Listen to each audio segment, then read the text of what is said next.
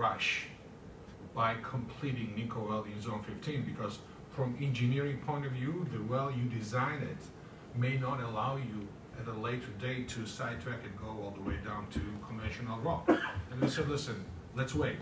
Let's discuss with those guys potentially drilling this well all the way down to zone 19 and 25, okay, which is Eldari B. Because, again, this is conventional, high pressure, lighter crude oil, a lot more associated gas, and fantastic reserves, okay? We opened that discussion. They haven't come back. We are talking about maybe $500,000 to $750,000 as one of the first wells to Eldari B. They have not confirmed it, but we are still having this agenda on the table, and we like to put it in parallel with our farm-out joint operations agreement deal, such that it's not excluded that for the time when we decide to start drilling the Nico 1 well all the way to zone 25, we may have by that time big boys joining us, or at least one of those. So this is kind of three-way discussion, which will come to a fruition the way we are sensing at the moment. So that was the reason why we kind of postponed it a little bit. That's Yorkville. YA Global. Say it again, please. YA Global Yorkville. Sorry, I can't hear you. Is it Geordie? Obviously. Hey, I'm sorry. It's been a while since I've seen you. How are you? Not so bad, that. Good to see you. Thanks for coming. What? Sorry. Obviously, they're still taking shares, or attempting to. Have the company allocated any shares to them? Have we paid them in full as per the agreement? And are they playing games with us where they're taking payment and taking it from the back end of the loan kind of thing, and still taking shares as well as per? Yeah. What's the thing with them? Yeah, as I recall, we have an arrangement with Yorkville such that this is our discretion, whether or not we pay them cash or we pay them in stock. And this is roughly 2.2 million pounds. Okay, with 2 million pounds, as long as they are paid with 2 million pounds, that's done. So we have an option to pay in cash or pay in stock. So recently, maybe a month or two ago, I don't remember exactly the date, it came to our knowledge. Well, and Yorkville always like to have our stock. Okay. But we've paid, once we've changed this agreement, we started paying in cash. And actually, as we speak, we have no problem in paying in cash or in stock, okay, as we speak. So we paid them in cash, and then it came to our knowledge that even though that we paid in cash, there was some Frontera shares trading on the market, which we thought, it caught us by surprise, because we believe that they traded the stock which we haven't given to them. And we said, guys, listen, this is what came to our knowledge, and we like to investigate to find out what's going on. And unless we find out what's going on, we are suspending all sorts of payments with you. And that was the reason why we stopped. And we said, listen, we're going to look into it and find out what's going on in the market. We have to protect the interest of our shareholders. And unless we know what happened there, we are suspending everything. So as a result of that move, well, let me back up. So as a result of that action, right now, as we announced, we are still investigating this case. Yorkville is working with us. Even today we had the conversation with them, the meeting rather. So once we complete this investigation, we'll get back to you and let you know what our findings are about. And finally, the last question for you, and before I do that, I just thank you for steering the ship FRR for these last couple of months. Looks like we are making progress, and obviously there's been some challenges along the way. But the last one is current flow rates, and are we on target for the 1,000 barrel a day for the end of the year? We are, but it's going to be effective that if we don't start drilling of Nico 1 well, we may not be on that target. This is one thing. at the same thing as a part of our technical due diligence. When I'm talking that we are making progress, I mean that we are making very fast progress. We are not talking about quarters and years. We are talking about maybe months, maybe weeks. And that process is involved with such a kind of technical approach that, look, it all looks good. Let's get the paperwork done, and maybe this is what we do, and maybe this is what we do. So we are right now doing all sorts of different testing things, which we would not probably would be doing if we had not engaged this discussion with potential partners. If we had no discussion with potential partners, we would put all those wells into production maybe a couple of months ago, or maybe a month ago, okay? And in that case, we would come back and say, okay, now we see that we've got, we are testing it for 30 days, 60 days, this is what we have. But because we are working technically and trying a few different tricks together for the sake of this due diligence and potential partnership, that's why we said, listen, this could be misleading. If we tell you something such today, it could be misleading for people, why is it such? And that's why we said, listen, let's complete the process, complete as it is, and then come out and deliver the message as it looks. Okay?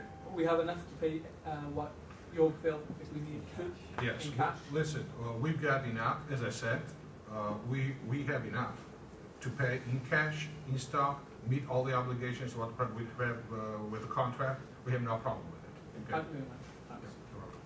Thanks. Please. Can I ask two questions, please? Firstly, are the majors working in collaboration with each other to get some triumvirate style agreement, or are they effectively competitors where we can sort of bid one up against the other, as it were, and see what the best deal is? That's my first question, and then I'll come to my second, if I may. At this point, they are competitors. Okay. Secondly, are either of the NDAs restricting the release of extended well test results so we can actually get the metrics, because some of these have been going on for 150 days plus? And if not, is there another reason why we can't know what the actual bottom line figures are for the extended well tests? Well, if we didn't have those activities in progress, we would release those numbers. But because we've started this technical due diligence in parallel, we are trying a few different things. We are torturing these wells, okay, to extract as much potential as possible. Let me make another step, okay? And Levan, if I'm doing too much, pull me back. So you all remember the slide which we've been showing to you, that based on our 2D seismic and 3D seismic, drilling data, production data, etc., coring and logging, we've identified these 250 locations. Right now, it's been a little over 2 months. We are working with, and especially one amongst these two is a little bit more advanced, and we are working with them to optimize this 250 well location. For example, based on what we've extracted as a data, not as a barrel, okay, from those zones, now we see the potential that we could probably reduce the capex for that field development by $300–400 million and increase the revenue by $1.2 billion or so. So that's why right now we do kind of accelerated torturing things zones 14, 15, and 19, what we would normally do if we had no those kind of discussions with those guys. Okay? Yep. Thank you, I'm grateful. Please. Are you allowed to let us know how long the NDA is? There a time limit? But I don't know if they've specified the NDA or you have. Is there a time limit that NDA finishes? For instance, BBC had an NDA, I think possibly Shell or BP. They were getting money every month for that exclusivity. Are we getting any money from any of the majors while they're doing and holding us up? And is there a time limit when that NDA runs out? Well, NDA, I believe, the limit, remind me, which is 1 year? Or 1 something? year. And when did that start? It started in July and August. Just July prior- and June. Prior to the announcement. Yeah. So potentially we could have another meeting in 11, 12 months' time, and you could still say the NDA is still in place. No, I'm afraid we're going to meet a lot sooner than that and tell you, okay, we can do the deal. And I mean Got the it. AGM, yeah. And I mean it. The way they are working our tails off, I think we are landing it pretty soon. Are we able to get any money off them? Sure. From Sure. no, I mean. So, at the well, moment, the that- way it's going to look is that, you know, so that's a good question, actually. I should have said earlier, thanks for asking me. The one we are working on, that they come and they put their capital at risk, side by side with us.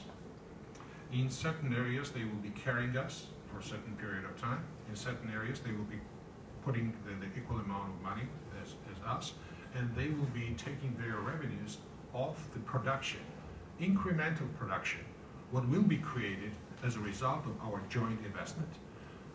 We all put money in, no oil, no payment. I understand that. Are they giving us any money at the moment, at the present? Because they're slowing down your development at the moment. No, they haven't given us money yet, but they are spending a lot of money, I can tell. On their technical staff and Technical time. staff and a lot of people involved, folks are traveling and all 9 yards, so they are spending money. Okay, thank you. Please. Thank you. A couple of questions. Sorry. One is, with regards to the extended test, I appreciate you are negotiating with a couple of potential partners there, but that is material information. And you mentioned about, the golden age ahead of us.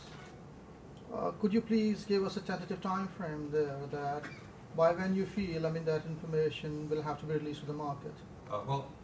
Sorry, go ahead. So Okay. that's the first question. Okay. Well, first of all, the test results have been announced. And if we would have had something material, we would announce it again.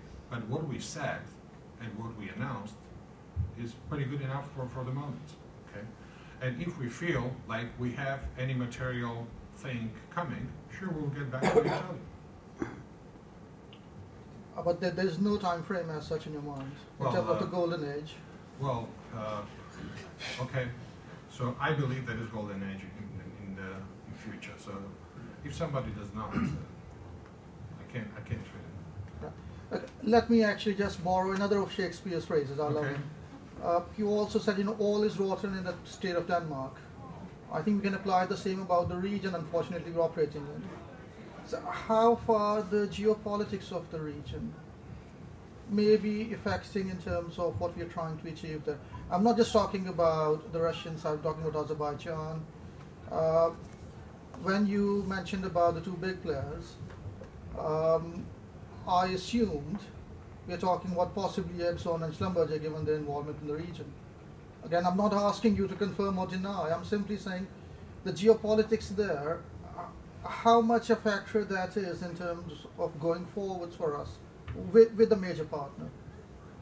Well, speaking of geopolitics, the region itself, if you take Caspian Sea towards the west, today 2 million barrel of oil equivalent is passing through Georgia at the moment to the western markets. BP just extended their contract in Azerbaijan for another 25 years. And they're trying to locate some other contract onshore in there.